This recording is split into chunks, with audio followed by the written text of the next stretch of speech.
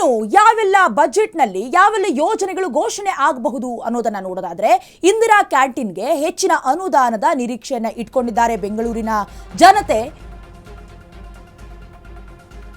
Greater Bengaluru ಯೋಜನೆಗೂ ಕೂಡ green signal ಸಿಗುವ ಸಾಧ್ಯತೆ ಇದೆ. ಹಾಗೆ ಬಹುನಿರೀಕ್ಷಿತ ಟನಲ್ ರಸ್ತೆಗೂ ಕೂಡ ಗ್ರೀನ್ ಸಿಗ್ನಲ್ ಸಿಗುವ ಸಾಧ್ಯತೆ ಇದೆ.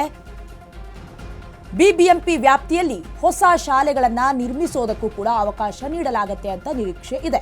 ನಗರದ ಸರ್ಕಾರಿ ಶಾಲೆಗಳಲ್ಲಿ ಬಿಸಿಯೂಟ ಮುಂದುವರಿಕೆ ಸಾಧ್ಯತೆ, ಇದು ಕೂಡ ಕೆಲವೊಂದಷ್ಟು ನಿರೀಕ್ಷೆಗಳು. ಇನ್ನು 6ನೇ ಹಂತದ ಕಾವೇರಿ ಯೋಜನೆಗೆ ಹಣವನ್ನ ಮೀಸಲಿಡೋದಾಗಿ ಸಾಧ್ಯತೆ ಕೂಡ ಇರುವಂಥದ್ದು. ಇನ್ನು ನಾಳೆ 16ನೇ ಬಜೆಟ್ ಮಂಡನೆಯನ್ನ ಸಿಎಂ ಸಿದ್ದರಾಮಯ್ಯ ಅವರು ಮಂಡಿಸ್ತಾರೆ. ಹಾಗಾಗಿ ಬೆಂಗಳೂರಿಗೆ ಎಸ್ಪೆಷಲಿ ಏನೆಲ್ಲ ವಿಶೇಷತೆ ಸಿಗಬಹುದು ಅಂತ ನೋಡೋದಾದ್ರೆ ಇಂದಿರಾ ಕ್ಯಾಂಟೀನ್ಗೆ ಹೆಚ್ಚಿನ ಅನುದಾನದ ನಿರೀಕ್ಷೆ ಕೂಡ ಇದೆ.